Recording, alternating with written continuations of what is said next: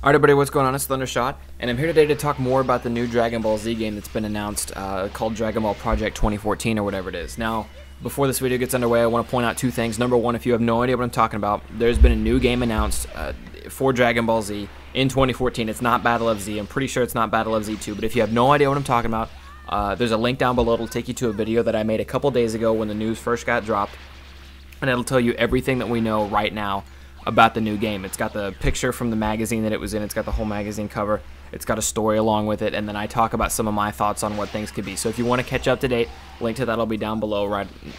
Just click it, then come back to this video and we can talk more. Secondly, what you're seeing in the background right now is Battle of Z. This is Dragon Ball Z Battle of Z footage. It's just me playing a couple random games by myself against opponents. So just to get that out of the way, it's Battle of Z in the background that you're watching. Anyways, the first couple things I want to talk about today is number one, I wanted to go a little bit deeper into my point. I said at first I thought that the new character was actually Trunks, right? Oh god, I lost the comment I wanted to keep in mind. Anyways, I said at first that the new character I thought was actually Trunks, and I said this because he had the Capsule Corp logo, he had a Scouter, and even though Trunks can sense power levels, Scouters were Saiyan trademarks.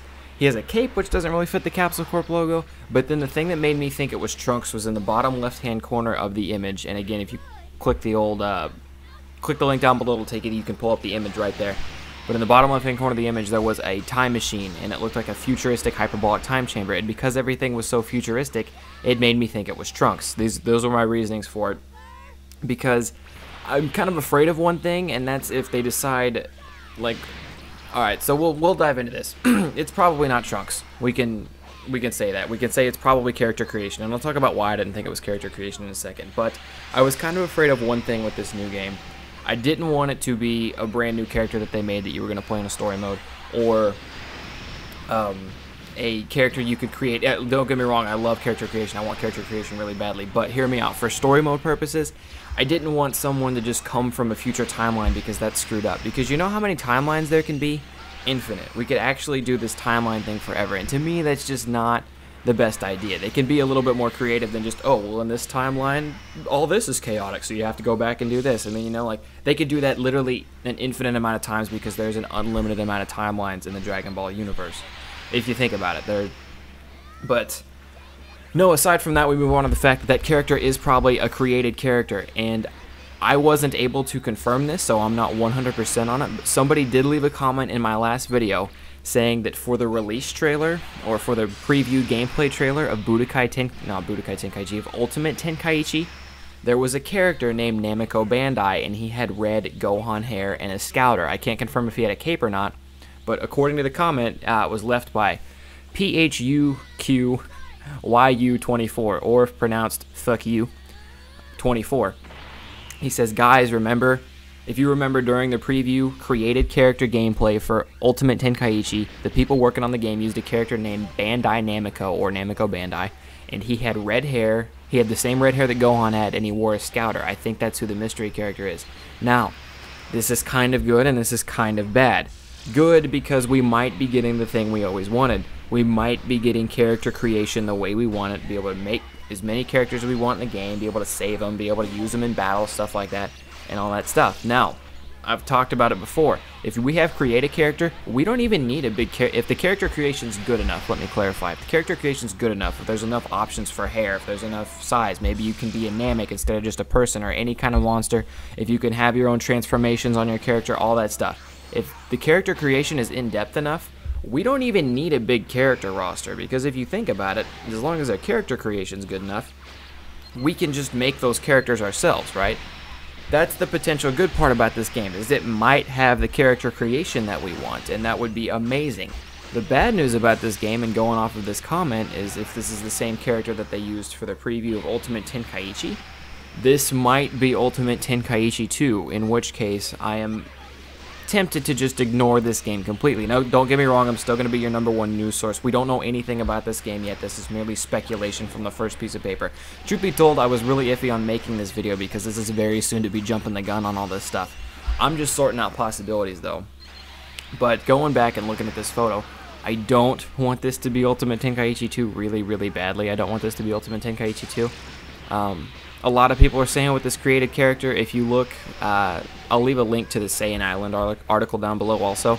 If you look at that, they have an English translated version, and there's a possibility that this is another hero mode, and I personally didn't care for hero mode that much in Ultimate Tenkaichi. Not only was the gameplay, in my opinion, like this is all my opinion, but I personally didn't care for Ultimate Tenkaichi hero mode that much, and that's aside from the gameplay, aside from the versus battles and all that stuff. Just this hero mode itself, I didn't really care for it. Just the way it played out and everything like that. So I don't want another hero mode like that.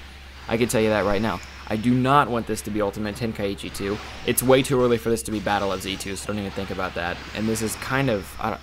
one article mentioned this possibly being a new company working on it, but I can't guarantee that for sure either. Anyways, I just kind of wanted to share my thoughts on how I felt about the character creation.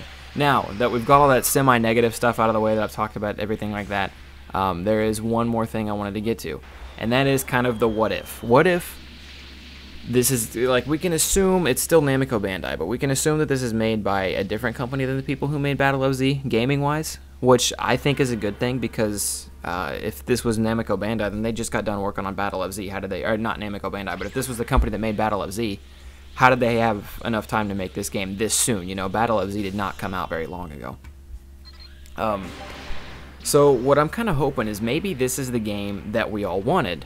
You know, like we had that game that we wanted. We wanted pretty much the remake of Budokai Tenkaichi 3, but where we could customize characters and a couple updates to features, and also, I mean, you know, they add like Bills and God Goku and Whis. That's what we wanted, right? I think we can almost say that in unison as a collective Dragon Ball Z fan base, that's what we wanted in a game. And instead we got Battle of Z, and in my opinion, it was way off the marker from what we wanted, but it wasn't necessarily bad. It was new. They were trying something different. They tried the 4-player thing. The only problem with Battle of Z, I thought, is that they took so many steps backwards in so many areas.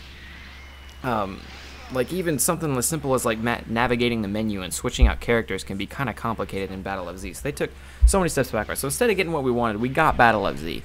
And it wasn't the worst thing in the world. I enjoyed playing it. If I could go back in time, I would buy it again and do it all over again. But it wasn't what we... And I'm hoping... My point with this is that I'm hoping this game that we're looking at now, and it has the potential to, if this isn't Ultimate Tenkaichi 2, please God, don't be Ultimate Tenkaichi 2.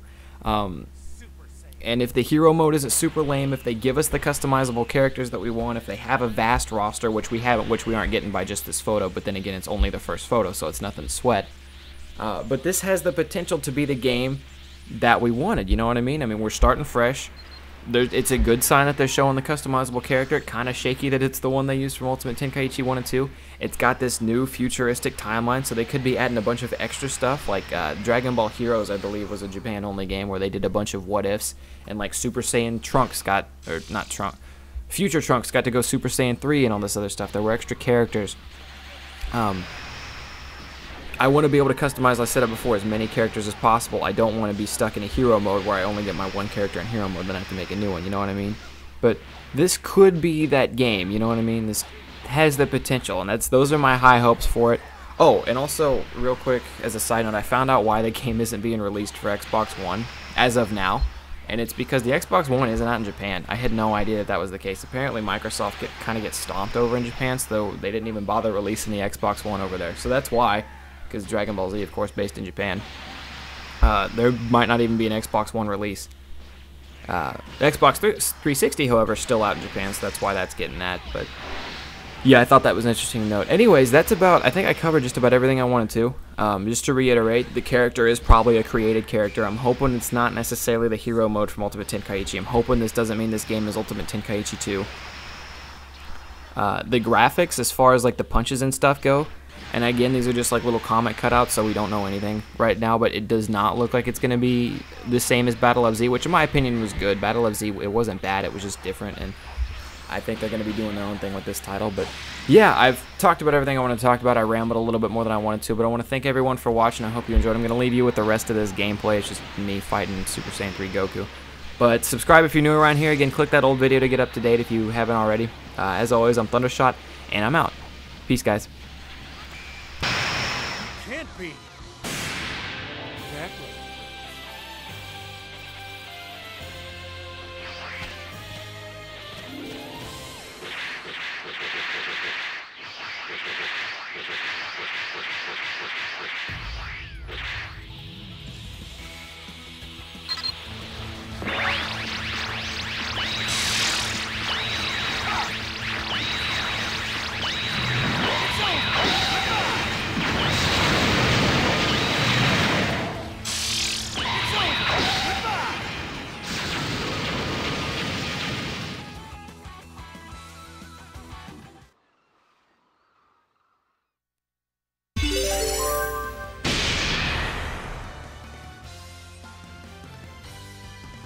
You